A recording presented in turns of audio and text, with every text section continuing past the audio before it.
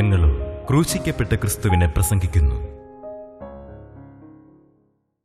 ദൈവതിരുനാമത്തിന് മഹത്വം ഉണ്ടാകട്ടെ. മർക്കോസിന് ശേഷം 10-ാം അധ്യായം 17-ാം വാക്യം മുതൽ ചില വാക്യങ്ങൾ നമുക്ക് വായിച്ചു കേൾക്കാം. മർക്കോസ് 10-ന്റെ 17-ാം വാക്യം മുതൽ. അവൻ പുറപ്പെട്ട് യാത്ര ചെയ്യുമ്പോൾ ഒരുവൻ ഓടി വന്നവൻ്റെ മുമ്പിൽ മുട്ടുകുത്തി, നല്ല ഗുരു, നിത്യജീവനെ അവകാശമാക്കുവാൻ ഞാൻ എന്തു ചെയ്യണമെന്ന് അവനോട് ചോദിച്ചു. അതിന് യേശു, എന്നെ നല്ലവനെന്ന് പറയുന്നതെന്ത്? ദൈവം ഒരുവനല്ലാതെ നല്ലവൻ ആരുമില്ല. കൊല ചെയ്യരുത്, വ്യഭിചാരം ചെയ്യരുത്, മോഷ്ടിക്കരുത്, കള്ളസാക്ഷ്യം പറയരുത്, ചതിക്കരുത്, നിന്റെ അപ്പനെയും അമ്മയും ബഹുമാനിക്കായി നീ കൽപ്പനകളെ നീ അറിയുന്നുവല്ലോ എന്ന് പറഞ്ഞു. അവൻ അവനോട്, ഗുരോ, ഇതൊക്കെയും ഞാൻ ചെറുപ്പം മുതൽ പ്രമാണിച്ചു പോരുന്നു എന്ന് പറഞ്ഞു. യേശു അവനെ നോക്കി അവനെ സ്നേഹിച്ചു. ഒരു കുറവ് നിനക്കുണ്ട്. നീ പോയി നിനക്കുള്ളതെല്ലാം വിറ്റ് ദരിദ്രർക്ക് കൊടുക്ക, എന്നാൽ നിനക്ക് സ്വർഗത്തിൽ നിക്ഷേപമുണ്ടാകും. പിന്നെ വന്ന് എന്നെ അനുഗമിക്ക എന്ന് പറഞ്ഞു. അവൻ വളരെ സമ്പത്തുള്ളവനാകൊണ്ട് ഈ വചനത്തിങ്കൽ വിഷാദിച്ച് ദുഃഖിതനായി പോയിക്കളഞ്ഞു. ദൈവത്തിന് സ്തോത്രം. ദൈവം നമുക്ക് തരുന്ന വളരെ വിലപ്പെട്ടൊരു വാഗ്ദത്തമാണ് നിത്യജീവൻ. വാഗ്ദത്തം, അതാണ് നമ്മുടെ ചിന്താവിഷയം. ദൈവം തരുന്ന വാഗ്ദത്തങ്ങൾ, ദൈവം തരുന്ന ഏറ്റവും ശ്രേഷ്ഠമായ അതിമനോഹരമായ വാഗ്ദത്തം നിത്യജീവൻ. പലപ്പോഴും ഇതെല്ലാം കേൾക്കുകയും പറയുകയും ചെയ്യുന്നുണ്ടെങ്കിലും അതിൻ്റെ ആഴം നാം ഗ്രഹിക്കുന്നുണ്ടോ? എനിക്ക് ഭയമുണ്ട്. നിത്യജീവൻ എന്നൊക്കെ കേൾക്കുമ്പോൾ നമ്മൾ അങ്ങ് കേട്ടുവിട്ടു പോകുന്നു. ഈ ഭൂമിയിലെ ജീവിതം ഒരു നാൾ കഴിഞ്ഞു പോകും. എന്നാണെന്ന് പറഞ്ഞുവിടുന്നേ ഉള്ളൂ. ഒരു ദിവസം ഈ ഭൂമിയിലെ ജീവിതം വിട്ട് നാം നിത്യതയിലേക്ക് പ്രവേശിക്കും. മരണം നിത്യതയിലേക്കുള്ളൊരു വാതിലാണ്, നിത്യതയിലേക്കുള്ള വാതിൽ. ആ വാതിൽ കൂടി നാം നിത്യജീവിതത്തിലേക്ക് പ്രവേശിക്കും. ആ നിത്യജീവിതം ഒന്നുകിൽ നിത്യജീവനായിരിക്കും, അല്ലെങ്കിൽ നിത്യനരകമായിരിക്കും. ഇത് ഒരു പ്രമാണി വരികയാണ്, പള്ളിപ്രമാണിയാണ്, നാട്ടിൽ പ്രമാണിയാണ്, വളരെ വേദശാസ്ത്രമായി അറിവുള്ള ഒരാളാണ്, വേദശാസ്ത്രിയാണ്. അദ്ദേഹം വന്ന് പറയുന്നു, നിത്യജീവന അവകാശമൊക്കെ ഞാൻ എന്താണ് ചെയ്യേണ്ടത്? കർത്താവിൻ്റെ അടുക്കൽ വന്ന് പലരും രോഗസൗഖ്യത്തിന് വേണ്ടി വന്നിട്ടുണ്ട്, ജീവിതത്തിൽ വരുന്ന ക്ലേശങ്ങൾ മാറിക്കിട്ടാൻ വേണ്ടി വന്നിട്ടുണ്ട്, പ്രയാസങ്ങൾ, ആകുലങ്ങൾ, അവലാധികൾ ഇതെല്ലാം മാറിക്കിട്ടാൻ വേണ്ടി കർത്താവിൻ്റെ അടുക്കൽ വന്നിട്ടുണ്ട്. പക്ഷേ നിത്യജീവൻ വേണമെന്ന് വരുന്ന ആകെ 2 പേരെ വേദത്തിൽ കാണുന്നുള്ളൂ. അതിലൊന്ന് ഇതാണ്, നിത്യജീവൻ വേണമെന്ന്. അതൊരു വലിയ ആഗ്രഹമാണ്, ഏറ്റവും വലിയ ആഗ്രഹമാണ്. നിത്യജീവൻ എനിക്ക് വേണം, നിത്യജീവൻ വേണം. എന്ന് കടന്നു പോയാലും നിത്യജീവൻ്റെ അനുഭവത്തിൽ എനിക്ക് പോകാൻ പറ്റണം. ഇതാണ് വാസ്തവത്തിൽ നമുക്ക് വേണ്ടത്, നമുക്ക് എല്ലാവർക്കും വേണ്ടതാണത്. എന്നാൽ ഇവിടെ ഈ പ്രമാണി വാസ്തവമായ ആഗ്രഹത്തോട് തന്നെയാണ് വന്നത്. അവനെക്കുറിച്ച് നാം ചില കാര്യങ്ങൾ കഴിഞ്ഞ പ്രാവശ്യം ചിന്തിച്ചത് നിങ്ങൾക്ക് ഓർമ്മ കാണുമായിരിക്കും. പ്രമാണിയായ മനുഷ്യൻ നിത്യജീവൻ്റെ കാര്യം ചോദിച്ചുകൊണ്ട് വന്നപ്പോൾ കർത്താവ് അവനോട് പറഞ്ഞു, നീ കൽപ്പനകളൊക്കെ നോക്കണം, കൽപ്പനകൾ പ്രമാണിക്കുന്നുണ്ടോ? ഞാൻ ചെറുപ്പം മുതൽ പ്രമാണിച്ചു പോരുന്നു, ചെറുപ്പം മുതൽ, ബാല്യം മുതൽ ഇത് പ്രമാണിച്ചു വരുന്നു. കർത്താവിന് വളരെ സന്തോഷം തോന്നി. കർത്താവ് അവനെ നോക്കി അവനെ സ്നേഹിച്ചു. ആ വാക്ക് പ്രത്യേകിച്ച് ഓർക്കണം. ഇവിടെ ഈ മർക്കോസിന് ശേഷത്തിലാണ് അത് പറയുന്നത്. കർത്താവ് അവനെ നോക്കി അവനെ സ്നേഹിച്ചു. 21-ാം വാക്യം അതാണ്. യേശു അവനെ നോക്കി അവനെ സ്നേഹിച്ചു. മർക്കോസിന് ശേഷം 10-ാം അധ്യായം 21-ാം വാക്യം. യേശു അവനെ നോക്കി അവനെ സ്നേഹിച്ചു. ഒന്ന്, അവൻ ചോദിക്കേണ്ട കാര്യമാണ് ചോദിച്ചുകൊണ്ട് വന്നത്. 2, ചോദിക്കേണ്ട ആളോടാണ് ചോദിച്ചത്. 3, ചോദിക്കേണ്ട സമയത്താണ് ചോദിച്ചത്. നിത്യജീവൻ. നാം ഈ വചനമെല്ലാം ധാരാളം കേൾക്കുന്നുണ്ടെങ്കിലും എന്നെങ്കിലും എനിക്ക് നിത്യജീവൻ്റെ അവകാശം ഉണ്ടോ എന്ന് ചിന്തിക്കാറുണ്ടോ? എനിക്ക് വാസ്തവമായി നിത്യജീവൻ്റെ അവകാശം ഉണ്ട് എന്ന് നിങ്ങൾ കണ്ടുപിടിക്കാറുണ്ടോ? അതിനുള്ളതായ ആ യോഗ്യത കർത്താവ് എനിക്ക് തന്നു എന്ന് നിങ്ങൾക്കൊരു ബോധ്യം കിട്ടാറുണ്ടോ? നിത്യജീവൻ. ദൈവത്തിന് സ്തോത്രം. നാം ഒട്ടേറെ കാര്യങ്ങൾ ചെയ്യുന്നുണ്ട്, ആത്മീയമായ കാര്യങ്ങൾ, പ്രവർത്തനങ്ങളിൽ പങ്കെടുക്കുന്നുണ്ട്. ഈ ദുരിതം നിറഞ്ഞ ജീവിതത്തിൽ കർത്താവിന് വേണ്ടി സമയം ചെലവഴിക്കാൻ നാം തയ്യാറാകാറുണ്ട്. നമ്മുടെ ജീവിതം പലപ്പോഴും വചനം കേൾക്കാൻ ഉത്സാഹത്തോടെ നാം കടന്നു വരുന്നുണ്ട്. നമ്മുടെ ജീവിതത്തിലൊരു ഉത്സാഹമുണ്ട്, സംശയമില്ല. പക്ഷേ നാം എത്ര പേര് നിത്യജീവനിലെത്തും? അത് മറ്റാരുടെയും കാര്യം നോക്കണ്ട. ഞാൻ ഓരോരുത്തരും ചിന്തിക്കുക, ഞാൻ ഇന്ന് കടന്നു പോയാൽ നിത്യജീവനിൽ ഞാൻ പ്രവേശിക്കുമോ? ചിന്തിക്കുക. നിങ്ങൾ വെറുതെ കേട്ടുപോകല്ലേ. ഇന്ന് ഞാൻ കടന്നു പോയാൽ ഞാൻ നിത്യജീവനിൽ പ്രവേശിക്കുമോ? നിത്യ സൗഭാഗ്യ തീരത്തിൽ എത്തിച്ചേരുമോ? നിത്യ ശുഭധർമ്മത്തിൽ എത്തിച്ചേരുമോ? നിത്യരാജ്യത്തിൽ എത്തിച്ചേരുമോ? പ്രിയപ്പെട്ടവരെ, ആ പ്രമാണി കൽപ്പനകൾ പ്രമാണിക്കുന്നതിനായിരുന്നു, കൽപ്പനകളെല്ലാം അനുസരിക്കുന്നതിനായിരുന്നു, എന്ത് നിഷ്ഠയുള്ളവനായിരുന്നു. ബാല്യം മുതൽ ഇതെല്ലാം അനുഷ്ഠിച്ച് വരുന്നവനായിരുന്നു. ബാല്യം മുതൽ എന്തൊക്കെയാണ്? കൊല ചെയ്യരുത്, കൊല ചെയ്യരുത്, വ്യഭിചാരം ചെയ്യരുത്, മോഷ്ടിക്കരുത്, കള്ളസാക്ഷ്യം പറയരുത്, ചതിക്കരുത്, നിന്റെ അപ്പനെയും അമ്മയെയും ബഹുമാനിക്കുക എന്നീ കൽപ്പനകളെ നീ അറിയുന്നുവല്ലോ എന്ന് പറഞ്ഞു. അവനതെല്ലാം ചെറുപ്പം മുതൽ പ്രമാണിച്ച് വരുന്നവനാണ്. ചെറുപ്പം മുതൽ. അതൊരു അതിശയമാണ്. ഇപ്പോൾ നാം ചിന്തിച്ച് നോക്കൂ, നമ്മളെ സംബന്ധിച്ചോളം പറഞ്ഞാൽ അപ്പനെയും അമ്മയും ബഹുമാനിക്കുക എന്നൊക്കെ പറയുന്ന കൽപ്പനകൾ നാം പാലിച്ചിട്ടുണ്ടോ? നമ്മുടെ മാതാപിതാക്കളെ നാം ആദരിച്ചിട്ടുണ്ടോ? അപ്പനെയും അമ്മയും ബഹുമാനിക്കുക ആദരിച്ചിട്ടുണ്ടോ? മാത്രമല്ല, ഈ കൽപ്പനകളിൽ നിന്ന് അറിയുന്നുവല്ലോ, അപ്പനെയും അമ്മയും ബഹുമാനിക്കുക എന്നീ കൽപ്പനകളിൽ നിന്ന് അറിയുന്നുവല്ലോ. ചതിക്കരുത്, കള്ളസാക്ഷ്യം പറയരുത്, മോഷ്ടിക്കരുത്, വ്യഭിചാരം ചെയ്യരുത്, കൊല ചെയ്യരുത്.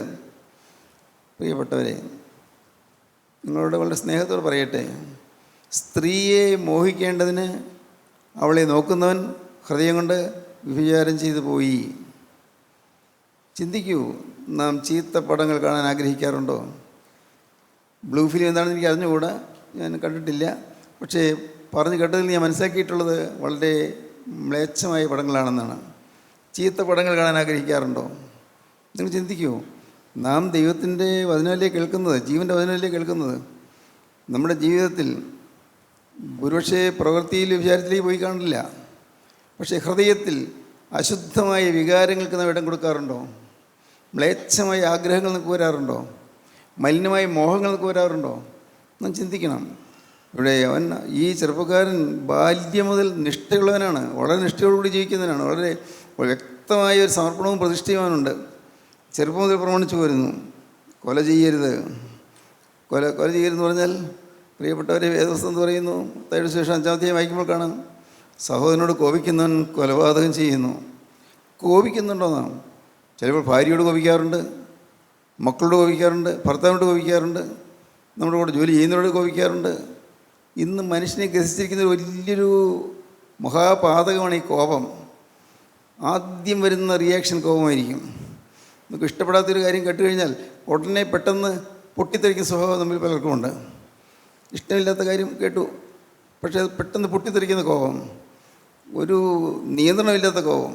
പലരും ചിന്തിക്കും, നിങ്ങളുടെ ജീവിതത്തിലേക്ക് നിങ്ങൾക്ക് നോക്കാമല്ലോ. കോപാക്രാന്തമായ സ്വഭാവം, ഉള്ള് കോപിച്ച് ജ്വലിക്കുമ്പോഴും വളരെ മൃദുലമായി സംസാരിക്കുന്ന ആളുകളുണ്ട്. അതൊരു വലിയ കഴിവാണ്. ഉള്ള് കോപിച്ച് വല്ലാതെ വിറയിലൂടെ ഉള്ളിങ്ങനെ വിങ്ങുമ്പോഴും അപ്പോഴും വളരെ പുറമേ കാണിക്കാതിരിക്കുന്ന ആളുകളുണ്ട്. പക്ഷേ ദൈവം കാണുന്നു, ദൈവം ഹൃദയം കാണുന്നു. നമ്മുടെ ജീവിതം എങ്ങനെയുണ്ട്? കോപം. കൊല ചെയ്യരുത്, മോഷ്ടിക്കരുത്, വ്യഭിചാരം ചെയ്യരുത്. പക്ഷേ ഈ കോപം എന്നുള്ളത് അത് കൊലപാതക തുല്യമായ പാപമായിട്ടാണ് സ്വർഗത്തിൽ ദൈവം കണക്കാക്കുന്നത്. അപ്പോൾ അതൊന്ന് വയ്ക്കാം. കൊല ചെയ്യരുത് എന്നും ആരെങ്കിലും കൊല ചെയ്താൽ ന്യായവിധിക്ക് യോഗ്യനാകുമെന്നും പൂർവന്മാരോട് അരുളിച്ചത് നിങ്ങൾ കേട്ടിട്ടുണ്ടല്ലോ. ഞാനോ നിങ്ങളോട് പറയുന്നത്, സഹോദരനോട് കോപിക്കുന്നവനെല്ലാം ന്യായവിധിക്ക് യോഗ്യനാകും. സഹോദരനോട് കോപിക്കുന്നവനെല്ലാം ന്യായവിധിക്ക് യോഗ്യനാകും. കൊലപാതകത്തിന് തുല്യമാണെന്നാണ് ആദ്യത്തെ വാക്യം പറഞ്ഞത്. കൊല ചെയ്യരുതെന്ന് പറഞ്ഞിട്ടുണ്ടല്ലോ. സഹോദരനോട് കോപിക്കുന്നവനെല്ലാം ന്യായവിധിക്ക് യോഗ്യനാകും. പാപം ചെയ്യുന്നവൻ ന്യായവിധിക്ക് യോഗ്യനാകും. എത്ര ഭയാനകമായ കാര്യമാണ്.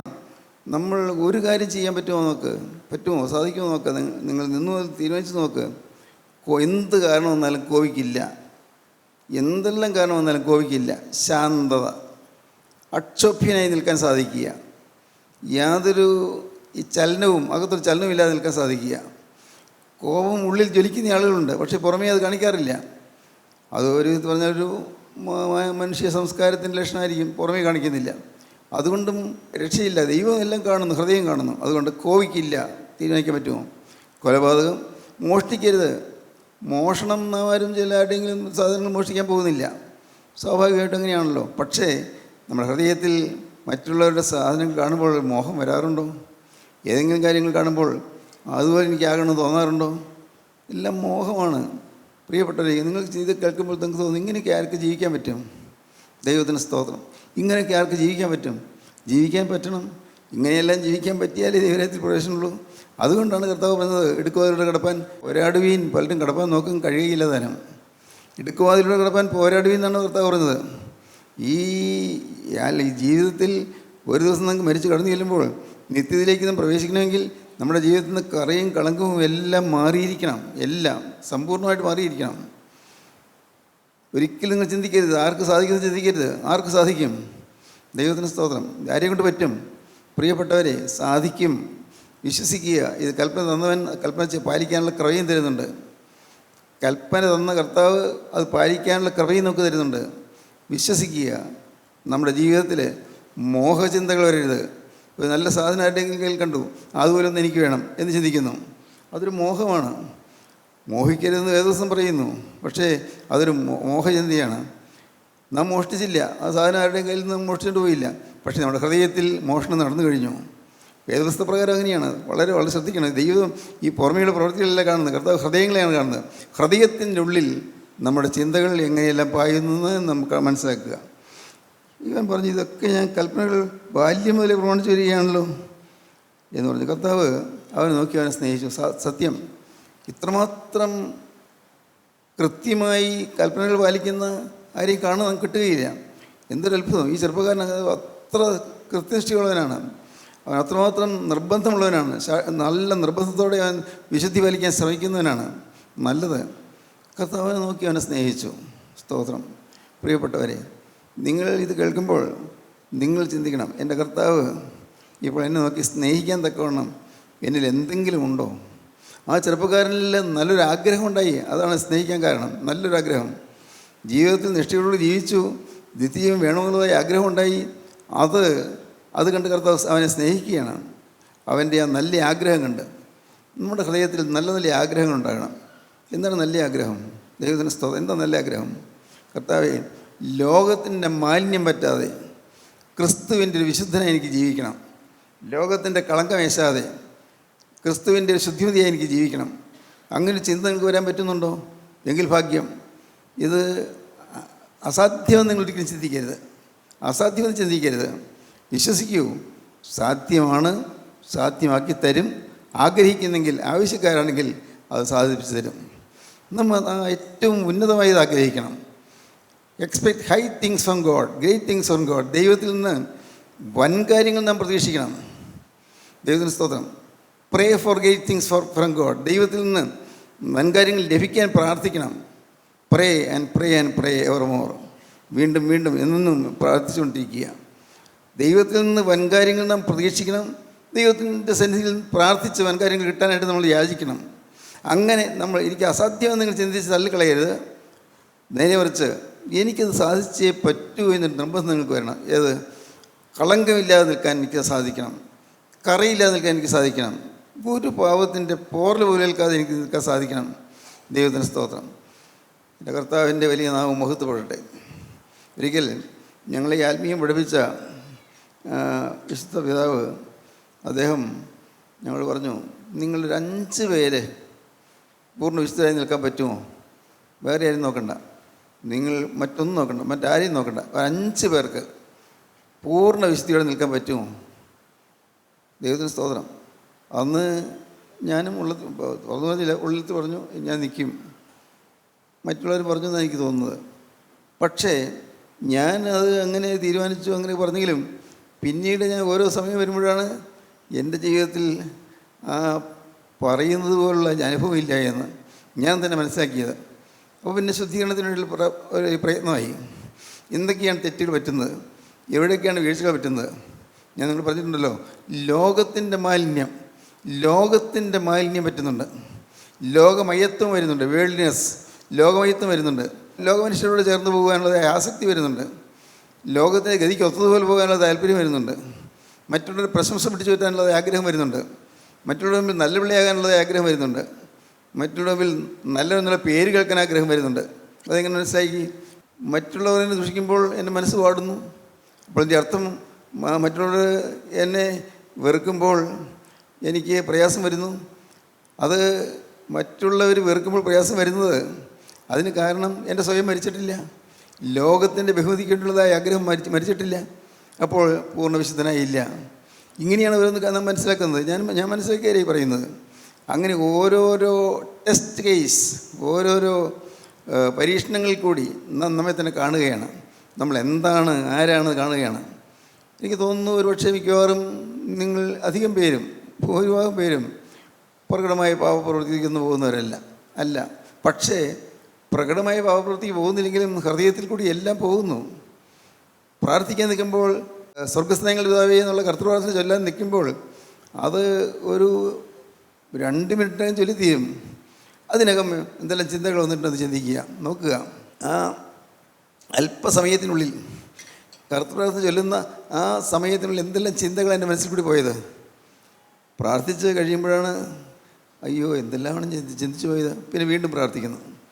ഞാൻ ഈ പ്രാർത്ഥനകൾ ഞാൻ എത്ര വട്ടം പ്രാർത്ഥിച്ചിട്ടുണ്ടെന്നറിയാമോ? ഞാൻ ഒന്ന് പ്രാർത്ഥിച്ച് ചിന്തകൾ അങ്ങ് പോയി. അന്ന് പകൽ കണ്ട ആരുടെയെങ്കിലും കാര്യങ്ങളോ അല്ലെങ്കിൽ ഏതെങ്കിലും ഇടപെട്ട കാര്യങ്ങളോ ചിന്ത പോകും. ഉടനെ വീണ്ടും തിരിച്ച് വീണ്ടും പ്രാർത്ഥിക്കുന്നു.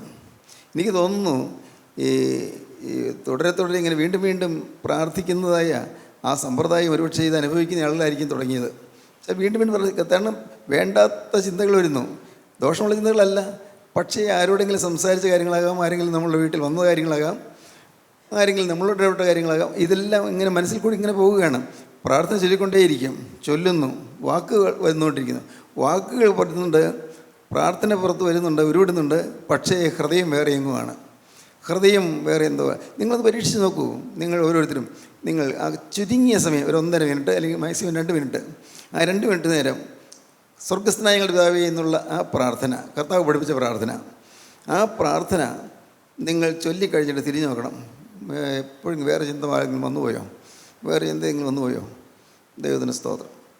ഞാൻ ഉറങ്ങുന്നതിന് മുമ്പ് ശുദ്ധമുള്ള ഭാവ ശുദ്ധമുള്ള നിരാമത്തെ ഞങ്ങളെ കാത്തുകൊള്ളും എന്നുള്ള പ്രാർത്ഥന ഞാൻ പ്രാർത്ഥിക്കാറുണ്ട്. ആ പ്രാർത്ഥന പോലും ഞാൻ പ്രാർത്ഥിച്ച് കഴിയുമ്പോൾ ഞാൻ അയ്യോ മനസ്സ് മാറിപ്പോയല്ലോ, വീണ്ടും ഞാൻ പ്രാർത്ഥിക്കുന്നു. ആ മനസ്സ് മാറിപ്പോയല്ലോ, വീണ്ടും പ്രാർത്ഥിക്കുന്നു. അപ്പോൾ അങ്ങനെ ഞാൻ പറഞ്ഞത് നിങ്ങൾക്ക് മനസ്സിലാകുമെന്ന് എനിക്ക് തോന്നുന്നു. വീണ്ടും വീണ്ടും പ്രാർത്ഥിക്കേണ്ടത് മുഴുവൻ ഏകാഗ്രതയോടെ പ്രാർത്ഥിക്കാനായിട്ട് പ്രയത്നിക്കുന്നു. കാരണം ചിന്തകൾ മാറിപ്പോകുന്നു, നമ്മുടെ ചിന്തകൾ ചപലമായി പോകുന്നു, ചിന്തകൾ ഇങ്ങനെ മറ്റു കാര്യങ്ങളിലേക്ക് മാറിപ്പോകുന്നു. ഒരിക്കലും പാടില്ല. നമ്മുടെ ചിന്തകൾ എപ്പോഴും ഏകാഗ്രമായിരിക്കണം. യേശുക്രിസ്തുവിൽ ഏകാഗ്രമായ ചിന്തകൾ സാധിക്കും എന്ന് ഞാൻ നിങ്ങൾ പറയട്ടെ. ദൈവത്തിന് സ്തോത്രം. കർത്താവ് അവനെ നോക്കി, അവനെ സ്നേഹിച്ചു. ഇത്രയും നിഷ്ഠയുള്ള ചെറുപ്പക്കാരനെ കണ്ട് കർത്താവിന് സന്തോഷം തോന്നി. അവനെ നോക്കി, അവനെ കണ്ട കർത്താവ് സ്നേഹിച്ചു. സ്നേഹിച്ചതുകൊണ്ട് എന്താ ചെയ്തത്? അടുത്ത വാക്യം വായിച്ചേ. ഒരു കുറവ് നിനക്കുണ്ട്. സ്നേഹിച്ചത് കൊണ്ടാണ് ഒരു കുറവ് നിനക്കുണ്ടെന്ന് പറഞ്ഞത്. കർത്താവിൻ്റെ സ്നേഹമാണത്. ഒരു കുറവ് നിനക്കുണ്ട് എന്ന് ചൂണ്ടിക്കാണിച്ചത് കർത്താവ് അവനെ സ്നേഹിച്ചത് കൊണ്ടാണ്. നിത്യജീവൻ്റെ വാഞ്ചയോടുകൂടുന്ന ആ യുവാവിനെ കർത്താവ് സ്നേഹിക്കുന്നു. അതുകൊണ്ട് ഒരു കുറവ് നിനക്കുണ്ട് ചൂണ്ടിക്കാണിക്കുകയാണ്. പ്രിയപ്പെട്ടവർ, നമ്മൾ പലപ്പോഴും പറ്റുന്ന അപകടം, നമ്മുടെ കുറവ് ആരെങ്കിലും ചൂണ്ടിക്കാണിച്ചാൽ നമുക്ക് നീരസം വരും, നമുക്ക് ഇഷ്ടക്കുറവ് വരും. എന്തെല്ലാം കാര്യങ്ങൾ ഞാൻ സഹകരിച്ചിട്ടും എൻ്റെ കുറ്റമല്ലേ പറയുന്നുള്ളൂ എന്ന് തോന്നും. പക്ഷേ ഒരു കുറവ് നിനക്കുണ്ടെന്ന് പറയുന്നത് യേശു സ്നേഹിച്ചത് കൊണ്ടാണ്. യേശു അവൻ നോക്കി, അവനെ സ്നേഹിച്ചു. ദൈവത്തിന് സ്തോത്രം. എപ്പോഴും ഓർത്തുകൊള്ളണം, നമുക്ക് ശാസനകളോ ശിക്ഷണങ്ങളോ തർജനങ്ങളോ കിട്ടുന്നുവെങ്കിൽ അത് ഭാഗ്യമാണ് എന്നോർക്കുക. ഭാഗ്യമാണ്. കർത്താവേ, നിൻ്റെ പരിശുദ്ധാത്മാവ് എന്നെ ശാസിക്കുകയാണെങ്കിൽ, പരിശുദ്ധാത്മാവ് എന്നെ ശിക്ഷണം തരികയാണെങ്കിൽ, ശിക്ഷണം തരികയാണെങ്കിൽ കർത്താവേ ഞാൻ പൂർണ്ണമായി അനുസരിക്കും. ഇത് നമ്മുടെ ഹൃദയത്തിൽ നിഷ്ഠയുണ്ടായിരിക്കും. നമ്മൾ തെറ്റിൽ അറിയാൻ നമ്മൾ ആഗ്രഹിക്കണം. ദൈവത്തിന് സ്തോത്രം. ചിലർ എന്നോട് പറയും, സാറേ ഈ കൂട്ടായ്മയെക്കുറിച്ചും സാറിനെക്കുറിച്ചൊക്കെ ഒറ്റപ്പെടി ചീത്ത കാര്യങ്ങളൊക്കെ ആളുകൾ പറയുന്നുണ്ട്. ഞാൻ ഉടനെ ചോദിക്കും, എന്താ പറഞ്ഞിട്ടുള്ളത്? അല്ല, എല്ലാം കുറ്റമായി പറയുന്നത്. അല്ല, എന്താ കുറ്റം? എന്ത് കുറ്റമാണ് പറയുന്നത്? അപ്പോൾ പറയാൻ പഠിക്കുന്നു. പറഞ്ഞോളൂ, എനിക്ക് സന്തോഷമാണ്. കാരണം എന്നെക്കുറിച്ച് മറ്റുള്ളവർ പറയുന്നത് എന്താണെന്ന് അറിഞ്ഞാൽ എനിക്ക് വല്ലതും തിരുത്താണ്ടോ നോക്കാമല്ലോ. പ്രിയപ്പെട്ടവരെ, ഞാൻ വ്യക്തമായി പറയുകയാണ്, എനിക്ക് ആഗ്രഹമാണ് ഞാൻ അറിയാതെ തന്നെ എന്നിൽ മറന്നു നിൽക്കുന്ന എന്തെങ്കിലും പാവങ്ങളുണ്ടോ എന്ന്. എനിക്ക് സ്വതവേ മറന്നിരിക്കുകയായിരിക്കും, എനിക്ക് മനസ്സിലാകാതിരിക്കുകയായിരിക്കും. പക്ഷേ എന്തെങ്കിലും കാര്യത്തിൽ ദൈവത്തിൻ്റെ പരിശുദ്ധാത്മാവ് ദുഃഖിക്കുന്നതിനുണ്ടോ എന്ന് ഞാൻ തന്നെ ചകഞ്ഞുകൊണ്ടിരിക്കുകയാണ്. ദൈവത്തിൻ്റെ പരിശുദ്ധാത്മാവ് ദുഃഖിക്കുന്ന എന്തെങ്കിലും എന്നിലുണ്ടെങ്കിൽ പിന്നെ എൻ്റെ കർത്താവേ, ഞാൻ എൻ്റെ വേല ഇതിന് അർത്ഥമില്ല. ദൈവത്തിന് സ്തോത്രം. അത് നിഷ്പ്രയോജനം മാത്രമല്ല, കർത്താവേ ഇതിൻ്റെ വചനം പറയാൻ എനിക്ക് യോഗ്യതയില്ല. ഞാനത് ദൈവസന്നിധിയിൽ എന്നും പറയുന്നൊരു കാര്യമാണ്.